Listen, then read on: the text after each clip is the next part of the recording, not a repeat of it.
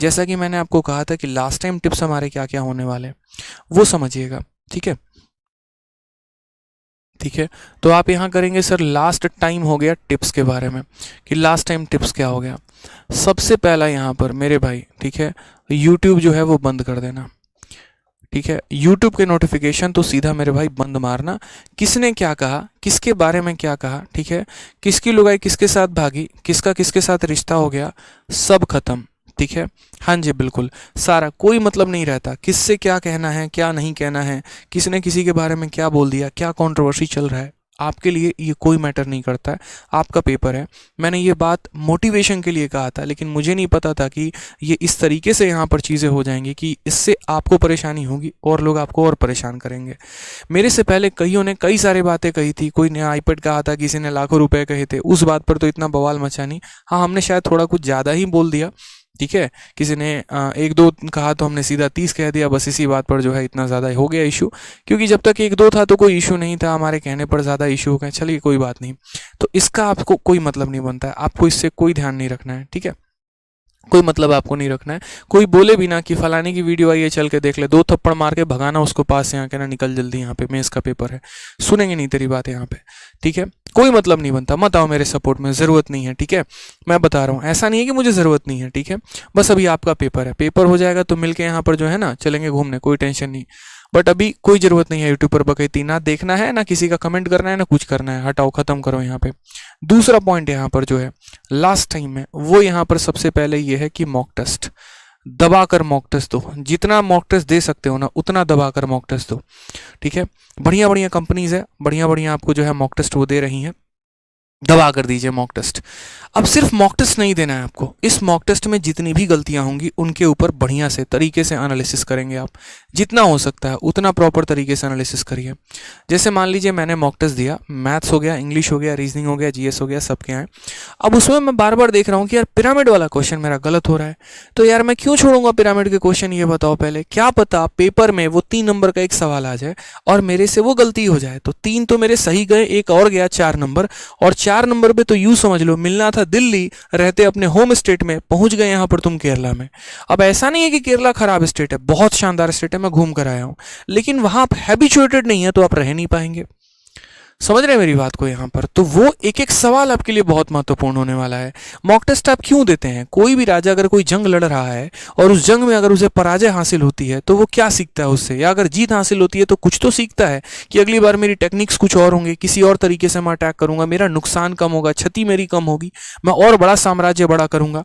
चंद्रगुप्त मौर्य से आपने क्या सीखा, चाणक्य से आपने क्या सीखा? तो वही बात है कि जब भी आप कोई भी मॉक टेस्ट देंगे ना तो उसकी तरीके से यहाँ एनालिसिस करेंगे। यहाँ पे जो भी कमियां हैं खामियां हैं, भाई 2 की जगह एक ही मॉक टेस्ट दो, जबरदस्ती की बात नहीं है, लेकिन हाँ एनालिसिस जबरदस्त करनी है कि भैया मॉक के क्वेश्चन की गलती दोबारा से पेपर में गलत नहीं होना चाहिए। यहाँ गलत हो गया सह लेंगे, पेपर में हुआ ना तो फिर जान लो यहाँ पे लपेट लपेट दौड़ा दौड़ा मारेंगे सबको। यहाँ पे ऑफलाइन वाले जितने हैं उनको, ऑनलाइन वालों को क्या ही मार सकते हैं बताओ, कैमरे के उस पार हो सारे। उसके बाद अगर हम यहाँ बात कर लेते हैं तो चलो, जैसे हो गया आपने यूट्यूब देख लिया, आपने यहाँ मॉक टेस्ट का जो है यूट्यूब बंद कर दिया अपना, और यूट्यूब के साथ साथ है ना एक और चीज़ काम करना मेरे भाई, भगवान के लिए प्लीज़। ठीक है, यहाँ पे भगवान के लिए मैं बता रहा हूँ, ये व्हाट्सअप फेसबुक और उसको सबको टाटा बाय बाय बोल दो अभी कुछ दिन के लिए। ठीक है, कुछ दिन के लिए मात्र, यहाँ पर 1 हफ्ते बचे हुए हैं। ठीक है, उसको भी बोल दो कि पढ़ लो, और तुम भी पढ़ लो, हमें भी पढ़ने दो यहाँ पर। तो जो थोड़ा सा वो भी डिस्टेंस है ना थोड़ा सा कम कर लो, ठीक है, वो ज़्यादा सही रहेगा। तो सोशल मीडिया थोड़ा सा कट आउट, मॉक टेस्ट दिया, एनालिसिस किया, बढ़िया है। नेक्स्ट पॉइंट यहाँ पर रिवीजन। अब यहाँ जैसे अपने दिन को 2 सेगमेंट में बांटो, और दिन को 2 सेगमेंट में कैसे बांटना है, जैसे मानो 9 घंटे पढ़ते हो, 9 घंटे में आप निकाल दो 2 घंटे टाइपिंग के लिए, 1 घंटे कंप्यूटर के लिए, 3 घंटे हो गए। 6 घंटे में एक 3 घंटे का मॉक टेस्ट प्लस एनालिसिस रख लो, और 3 घंटे में अपना पूरा का पूरा रिवीजन रख लो। इस 3 घंटे के रिवीजन में सारे के सारे सब्जेक्ट जो जो आपने पढ़े हैं, जिसके जिसके आपने जिस भी टीचर से पढ़ा है, जो भी आपने नोट्स बनाए हैं, उन सिर्फ नोट्स को रिवाइज करना है। यकीन मानिए क्वेश्चन आपके नोट्स से ही आने वाला है, चाहे जहाँ से भी आपने पढ़ा हो, फर्क नहीं पड़ता, वहीं से आएगा। बस अगर आपको अपनी चीज़ों पर पकड़ नहीं रही और याद नहीं रही ना तो बहुत बड़ा ब्लंडर हो जाने वाला है पेपर में। तो अपने यहाँ पर जो है बढ़िया तरीके से रिविजन करना है सभी चीज़ों को, नोट्स को, एक एक चीज़ को यहाँ पे।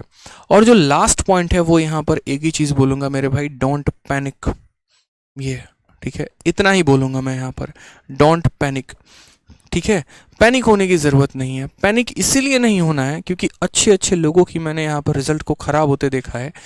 ठीक है, एक बहुत अच्छी मेरी स्टूडेंट थी, पढ़ाई करती थी, बहुत शानदार तरीके से पढ़ने में तेज थी, लेकिन सिर्फ पैनिक होने की वजह से है ना उसका यहाँ पर सीजल हो नहीं पाया और लास्ट में जाकर उसका सीपीओ में सिलेक्शन हुआ, जबकि उसका ड्रीम पोस्ट था सीजल कि मुझे एसओ इन एमईए लेना है।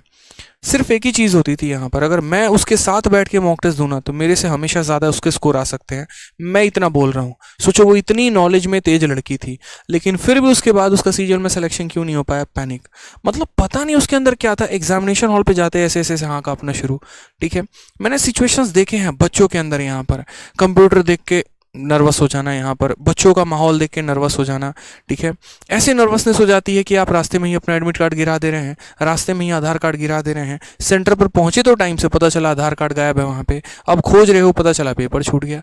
ऐसी चीज़ें नहीं, टाइम से पता चला आधार कार्ड गायब है वहाँ पे, अब खोज रहे हो पता चला पेपर छूट गया।